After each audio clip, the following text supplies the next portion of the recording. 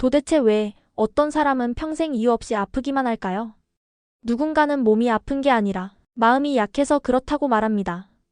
스트레스 때문일 거라고 예민한 체질이라며 가볍게 넘기죠. 하지만 여기 유럽에서 평생 알 수 없는 피부 질환에 시달려온 한 여성이 서울에 도착한 지 불과 몇 주 만에 거짓말처럼 건강을 되찾은 일이 있습니다. 더 놀라운 건 그녀가 회복한 건 피부가 아니라 자존감과 삶 전체였다는 사실입니다. 도대체 서울에서 그녀에겐 무슨 일이 있었던 걸까요? 왜 이 도시는 그녀에게 처음으로 이해받았다고 느낀 곳이 되었을까요? 이 이야기를 듣고 나면 당신도 한국이라는 공간이 얼마나 특별한지, 그곳에 사는 사람들이 얼마나 따뜻한지 알게 될 겁니다. 지금 바로 시작합니다. 안녕하세요. 저는 조안나 크세지노프스카, 올해로 29살이 되었고 폴란드 바르샤바에서 태어났습니다. 전공은 건축 디자인이며 특히 도시 환경이 인간의 정신적 신체적 건강에 미치는 영향을 연구해 왔습니다.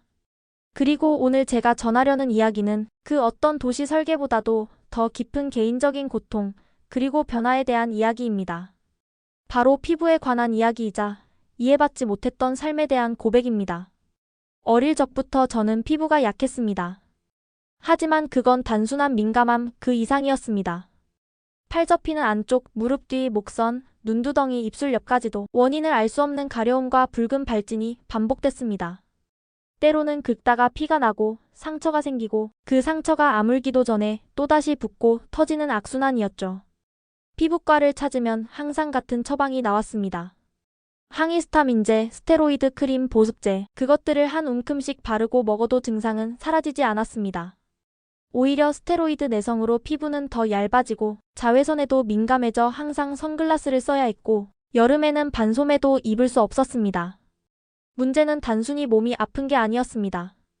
가족, 친구, 의료진 모두 제 고통을 진지하게 받아들이지 않았다는 것이 더 힘들었습니다.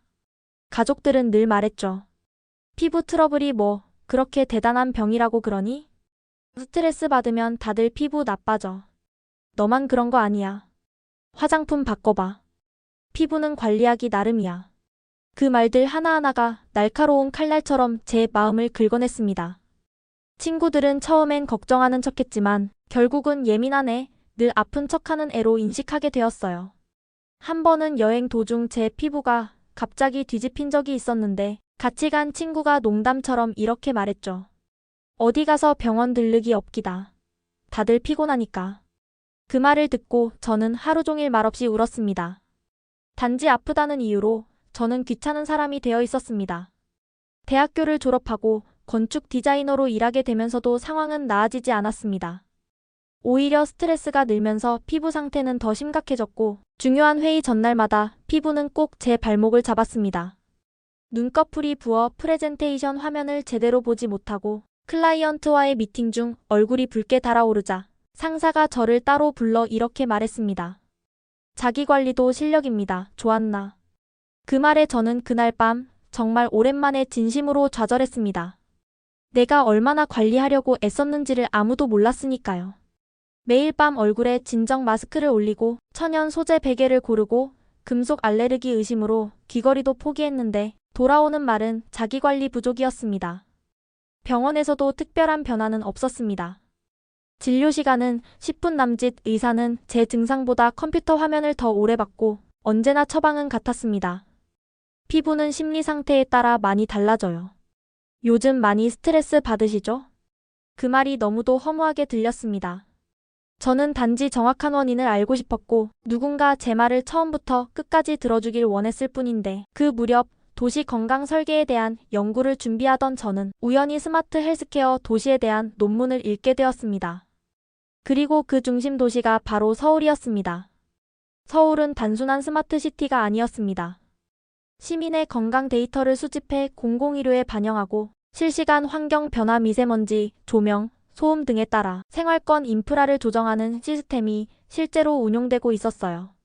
가로등 하나, 보도블럭의 기울기까지 사람의 건강을 기준으로 설계된다는 사실에 저는 감탄을 넘어 충격을 받았습니다.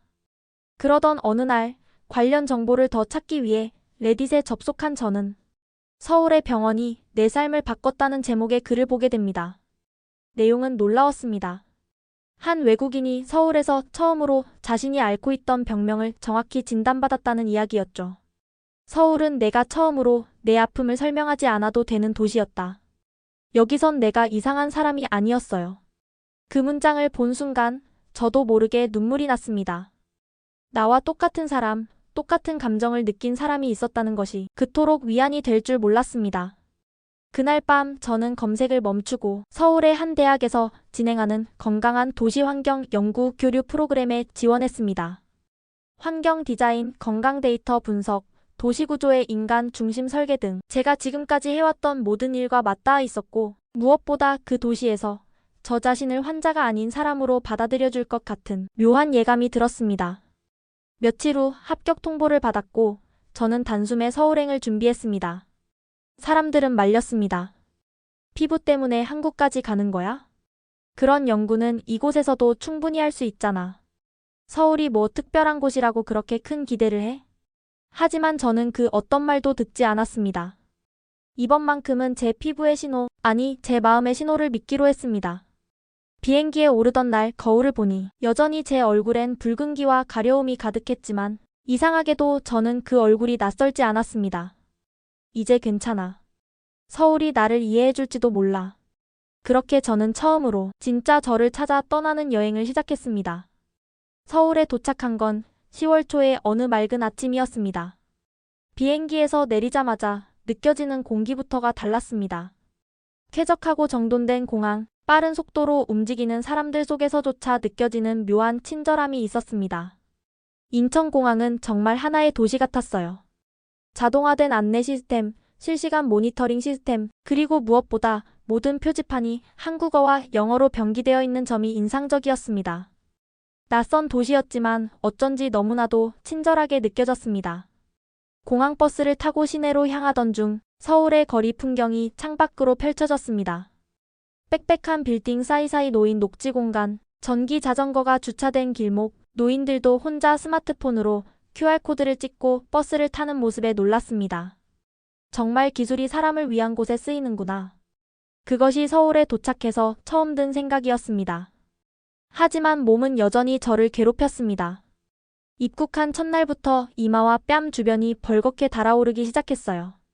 도착 일주일이 지나자 눈꺼풀이 부어오르고 목덜미에 진물이 생기기 시작했습니다.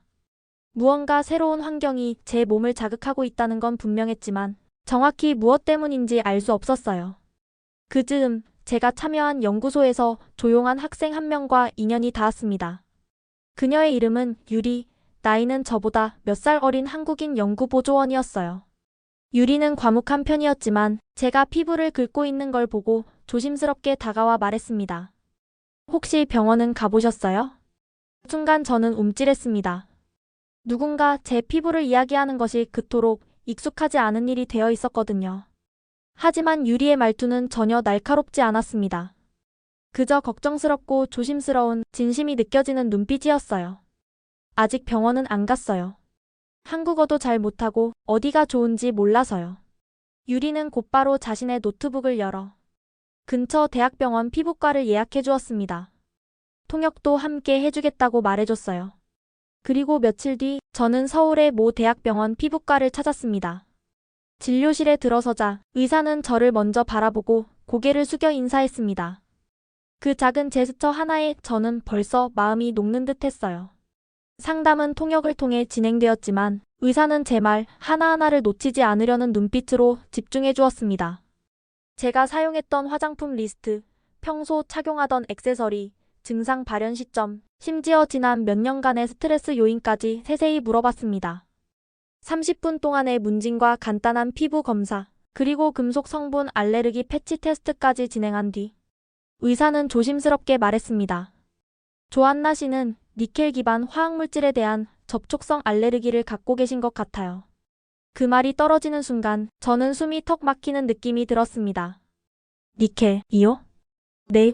주로 유럽산 액세서리나 염색약, 특정 브랜드의 화장품에 들어있는 금속 계열 성분이 원인일 수 있어요. 그 순간 제 머릿속에 수많은 퍼즐이 맞춰졌습니다.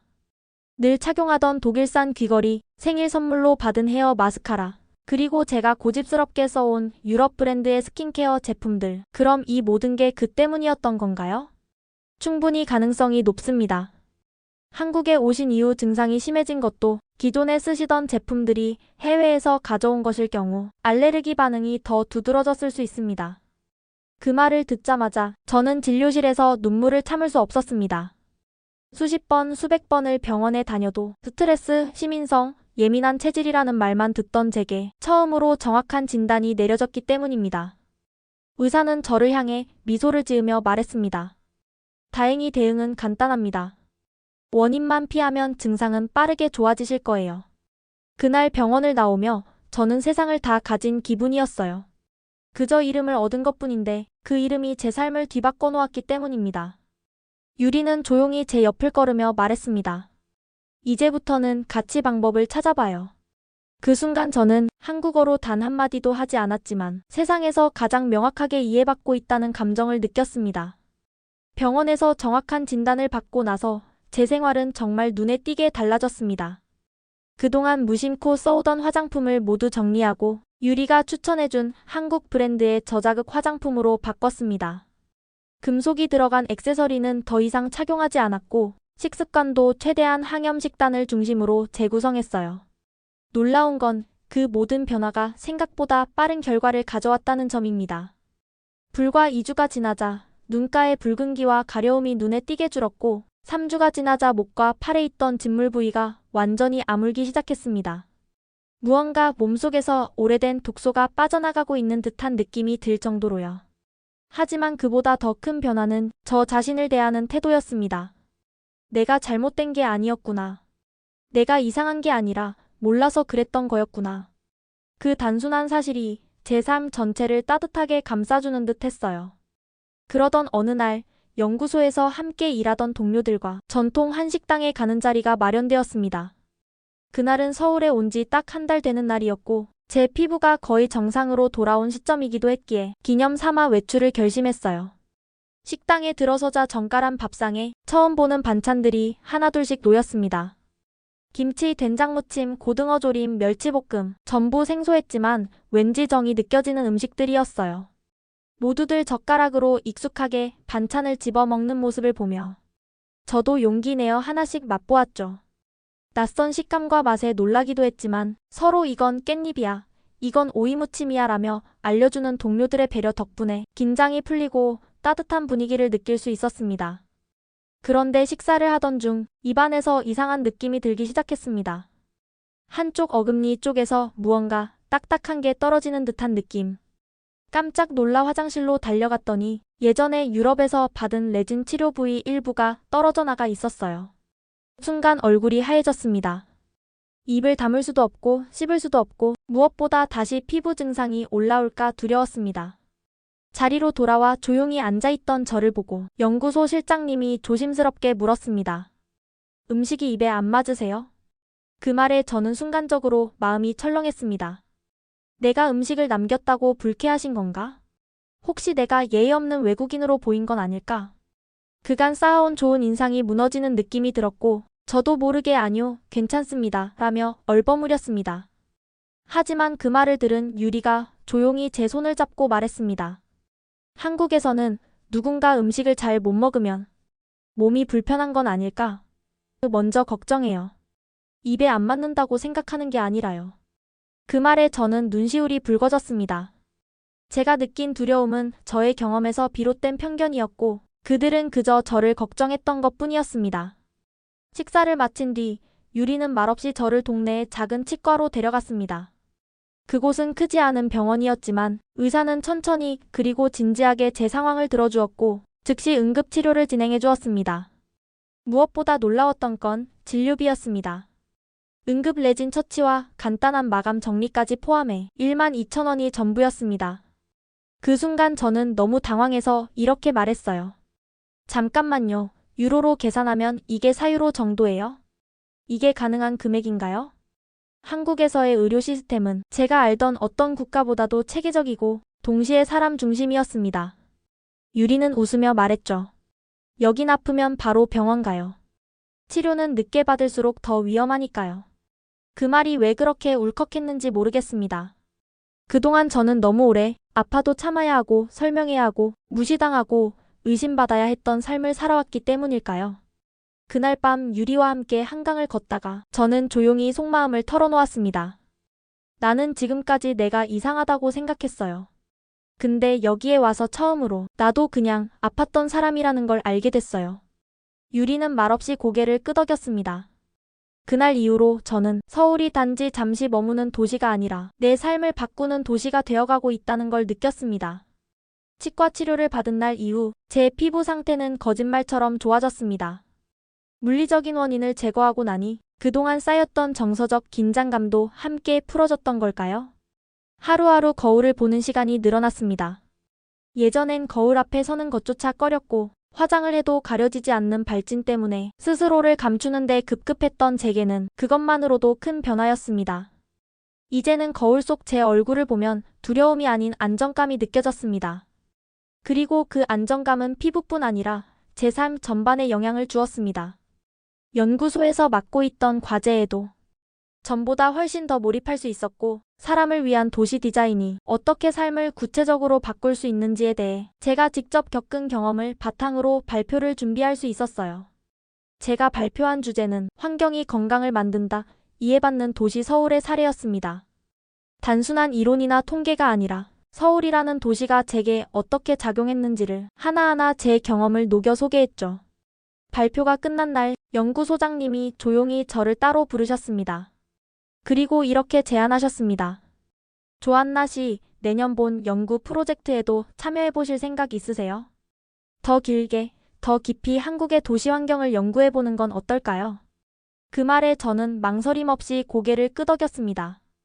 당연히 돌아갈 준비를 하고 있던 제가 어느새 마음 깊은 곳에서 이렇게 생각하고 있었던 거예요. 나는 여기 있고 싶다. 이 도시에서 조금 더 살아보고 싶다. 그 이후 연구비와 체류 연장 문제를 해결하기 위해 분주하게 움직였습니다.